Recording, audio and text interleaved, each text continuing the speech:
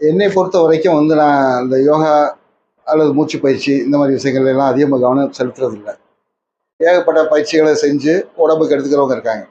அது மட்டும் இல்லை, நேரம் தவறி செய்கிறாங்க. காலை நேரத்தில் தொடர்ந்து ஒரு 10 பயிற்சி பண்ணுறாங்கன்னு வச்சுங்களேன், அதுக்கு தேவையில்லாத விஷயங்களை தொடர்ந்து செய்யும்போது நிறைய பாதிப்புகளுக்குள்ளாகிறாங்க. இன்னும் எனக்கு தெரிஞ்சு நிறையா யோகா மாஸ்டர்ஸு, ப்ரீத்திங் எக்ஸசைஸ் பண்ணுறவங்களுக்குள்ள பிரச்சனைகள் வருது.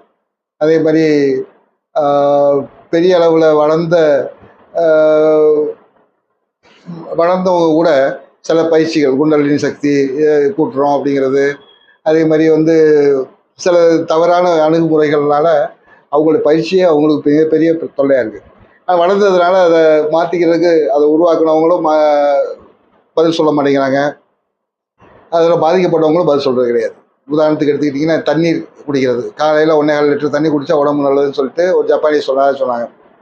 எல்லாரும் செஞ்சாங்க. ஆனால் அதோடைய ரிசல்ட் பார்த்தீங்கன்னா, எல்லாருமே கடுமையான மலச்சிக்கலும் சிறுநீரக பாதிப்புகளும் வந்தது.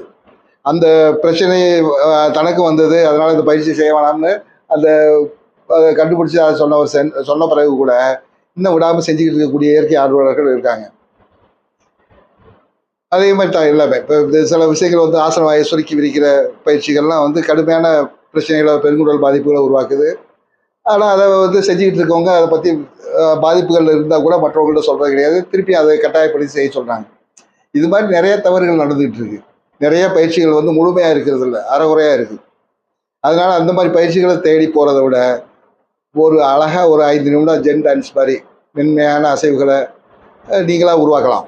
உங்களுக்கான அசைவுகளை நீங்களே உருவாக்கி ஒரு சின்ன நடனம் மாதிரி ஒரு அமைதியாக ஒரு நிமிடம் நின்றுட்டு கேட்குற சத்தங்களையும் நம்ம மேலே மோதுகிற காற்றையும் எல்லாத்தையும் ஒரு இசை மாதிரி எடுத்துக்கிட்டு அப்படியே மென்மையான அசைவுகளை உருவாக்குறோம்.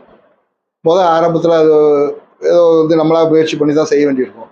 ஒரு 10-15 நாள் தொடர்ந்து செஞ்சிங்கன்னா உங்களுக்குள்ள ஒரு நடனம் உருவாகும். ஒரு 5 நிமிடம் போதும். நம்ம இந்த பிரபஞ்ச ஆற்றலை வாங்குறதுக்கும் அதை என்ஜாய் பண்ணுறதுக்கும் அது அற்புதமான விஷயமா அது